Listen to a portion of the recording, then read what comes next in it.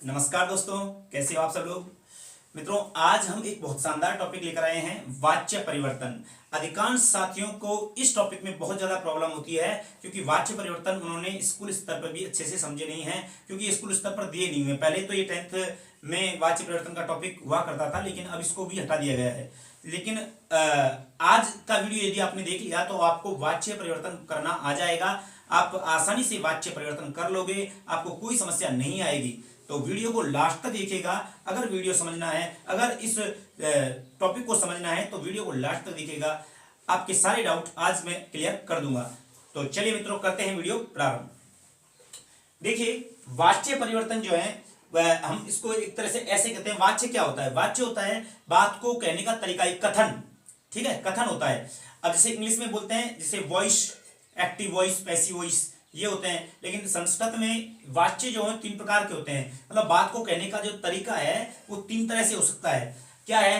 कर्तृवाच्य, कर्मवाच्य और भाववाच्य। वाच्य 3 प्रकार के होते हैं, कर्तृवाच्य, कर्मवाच्य और भाववाच्य। अब यहां पर हमको पहचान ये करनी है कि प्रश्न कैसे भी आ सकता है कि ये वाक्य किस वाच्य का है। ठीक है, कि वाक्य कर्तृवाच्य का है कि कर्मवाच्य का है या भाववाच्य का है, ऐसे भी हमको पहचान आनी चाहिए। दूसरा कि हमको कर्तृवाच्य का वाक्य दे दिया तो इसको कर्मवाच्य में कैसे बदलेंगे या भाववाच्य में कैसे बदलेंगे, तो ये हमको बनाना आना चाहिए। तो ये सभी चीजें हम यहाँ सीखेंगे। देखिए, सबसे पहली बात है कर्तृवाच्य। कर्तृवाच्य की पहचान ही आप समझ लीजिए, नाम ही क्या है? कर्तृवाच्य।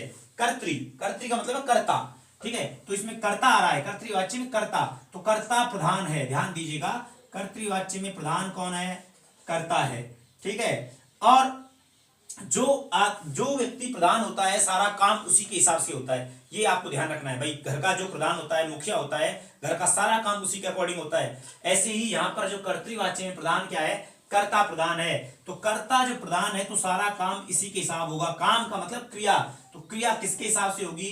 कर्ता के हिसाब से। ध्यान रखना। तो भैया क्रिया किसके हिसाब से होगी? कर्ता के हिसाब से। कर्तृवाच्य में प्रधान कौन? कर्ता। तो क्रिया किसके हिसाब से होगी? कर्ता के हिसाब से।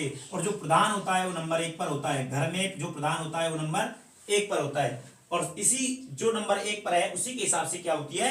क्रिया होती है। तो सारा क्रिया जो है, सारी क्रिया जो है वो कर्ता के हिसाब से कर्तृवाच्य में होती है। और जब कर्ता 1 नंबर पर है तो कर्म नंबर 2 पर रहेगा।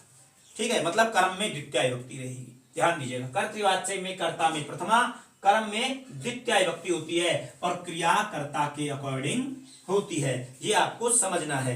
ठीक है, कर्तृवाच्य में कर्ता में प्रथमा होती है, कर्म में द्वितीय होती है और क्रिया कर्ता के अनुसार होती है। क्योंकि कर्ता क्या होता है? प्रधान होता है। कर्ता में प्रथमा विभक्ति होती है और जिस भी पद में प्रथमा विभक्ति होती है क्रिया उसी के अकॉर्डिंग होती है। आप जब भी वाच्य परिवर्तन करते हो तो आपको और किसी कारक को चेंज नहीं करना है। आपको केवल कर्ता, कर्म और क्रिया, ये 3 चीज ही बदलनी है और कहीं पर भी नहीं देखना है और कुछ नहीं बदलना है। केवल कर्ता, कर्म और क्रिया, ये 3 चीज ही बदलनी होती है। तो आपको इस 3 चीज ध्यान देनी है। कर्तृवाच्य में कर्ता में प्रथमा, कर्म में द्वितीय और क्रिया कर्ता के अकॉर्डिंग होती है। जैसा कर्ता वैसी क्रिया। कर्म वाच्य, देखिए कर्म वाच्य में नाम में ही कर्म आ रहा है, तो कर्म वाच्य में प्रधान कौन होगा? कर्म। और जो प्रधान है वो पहले नंबर पर होता है, तो प्रथमा विभक्ति होती है। अब सारा काम किसके अकॉर्डिंग होगा? कर्म के अनुसार। क्रिया किसके अनुसार होगी? कर्म के अनुसार होगी। ठीक है, क्योंकि कर्ता, भाई कर्तृवाच्य में कर्ता प्रधान था तो क्रिया कर्ता के अनुसार, कर्म वाच्य में कर्म प्रधान है तो क्रिया कर्म के अनुसार होगी। लेकिन अब यहां ध्यान दीजिएगा कि जब कर्तृवाच्य में कर्ता प्रधान था तो इसने कर्म को नंबर 2 दिया था। लेकिन जब कर्म प्रधान हुआ, जब कर्म चुनाव जीत गया, कर्म फर्स्ट नंबर पर आ गया, तो इसने अपना बदला ले लिया और इसने कर्ता को 2 नहीं 3रा नंबर दिया कि ना तू 2 नहीं 3 पर रहा है। यानी कि कर्म वाच्य में कर्ता में कौन सी विभक्ति होती है? तृतीय विभक्ति होती है। ये ध्यान देना, कर्म वाच्य में कर्ता में कौन सी विभक्ति होती है? तृतीय विभक्ति होती है। ऐसे सवाल भी बन सकते हैं। तो कर्मवाच्य में कर्म में प्रथमा, कर्ता में तृतीय और क्रिया कर्म के अनुसार होती है। ऐसे ही भाववाच्य, भाववाच्य की सीधी सी पहचान यह है कि भैया भाववाच्य में कर्म नहीं होता है। बस यही एक पहचान है, बाकी कर्मवाच्य और भाववाच्य में कोई अंतर नहीं है। सिर्फ अंतर है जो ये है कि कर्मवाच्य में कर्म होता है, भाववाच्य में कर्म नहीं होता है। तो फिर क्या करेंगे? तो भैया क्रिया जो है, वो कर्ता जो है, इसमें तृतीय विभक्ति होती है। भाववाच्य दोनों सेम होते हैं, कर्मवाच्य भाववाच्य। तो भैया यहाँ पर भी कर्ता में तृतीया, तो भाववाच्य की कर्ता में भी तृतीया होती है। बस कर्म जो है वो कर्म नहीं है। अब कर्म नहीं है तो कर्म, यहाँ कर्मवाच्य में तो कर्म के अनुसार क्रिया हो गई, लेकिन यहाँ तो क्रिया किसके अनुसार करें? तो ध्यान देना, क्रिया यहाँ हमेशा प्रथम पुरुष एक वचन में होगी। क्रिया हमेशा प्रथम पुरुष एक वचन में होगी। यानी आप तो सब झंझट को छोड़ो, आप तो ये ध्यान रखो कि क्रिया में हमेशा यते लगेगा। बस यते जोड़ देना है और कुछ नहीं करना। बस कर्ता में तृतीया, क्रिया में यते लगा दो तो आपका बन जाएगा भाववाच्य। तो मैं समझता हूं कि आपकी ये बातें क्लियर हो गई होंगी। अब अपन एग्जाम्पल से समझते हैं। देखिए सीधी सी बात यह है कि एक वाक्य है, सह पुस्तकम पठति। आपसे पूछा जाए कि ये कौन से वाच्य का वाक्य है, तो सीधी सी बात आप उसको देखते ही देख लो, सह। सह यानी अपन ने सर्वनाम शब्द पढ़े हैं, तो सह प्रथमा विभक्ति एक वचन है, प्रथमा विभक्ति है, सह कर्ता है इसका, और कर्ता में प्रथमा विभक्ति है। इसका मतलब है कि ये कौन सा वाच्य है? कर्तृवाच्य है।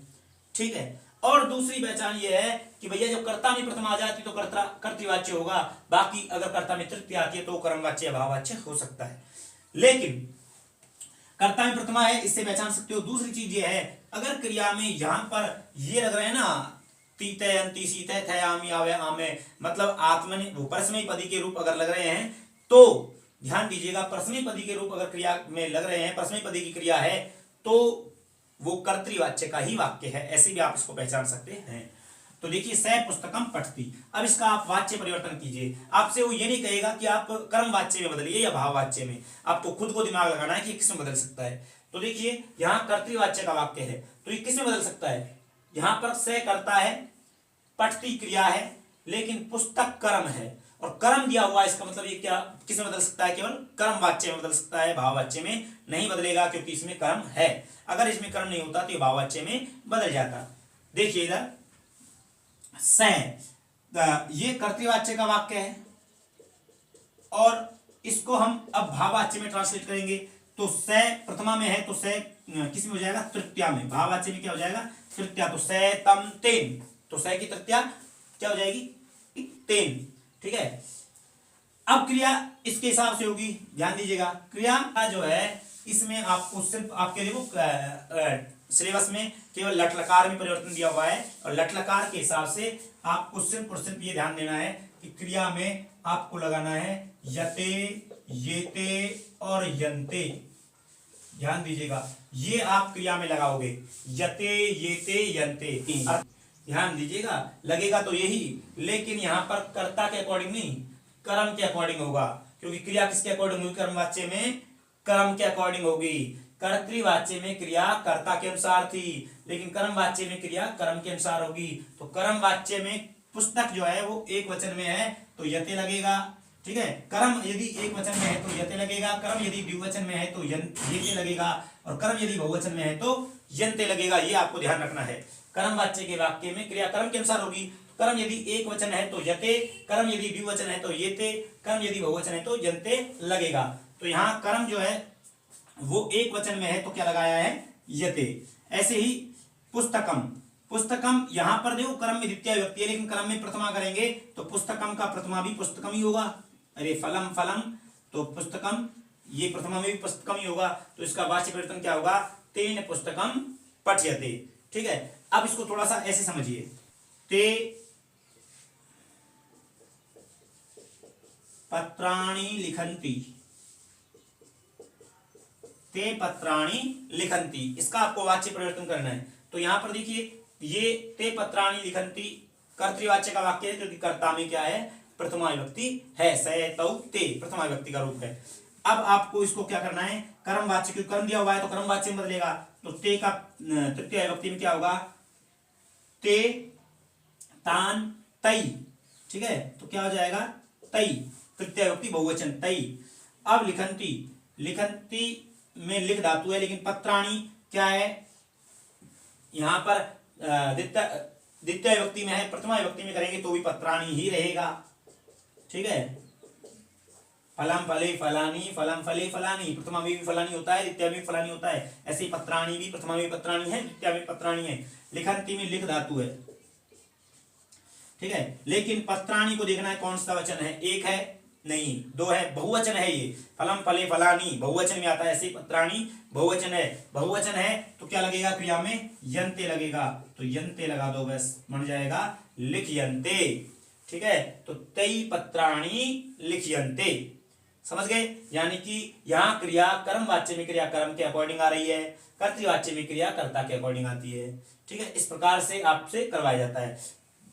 अब देखो सीधा आप भाववाच्य का भी सीख लीजिए। जैसे मान लो यहाँ एक तीसरा उदाहरण देखिए, जैसे यह आ जाता है कि रामे हस्ती, राम है हस्ती। अब यहाँ पर राम है कर्ता में प्रथमा विभक्ति दे रखी है, तो कर्तृवाच्य का वाक्य है।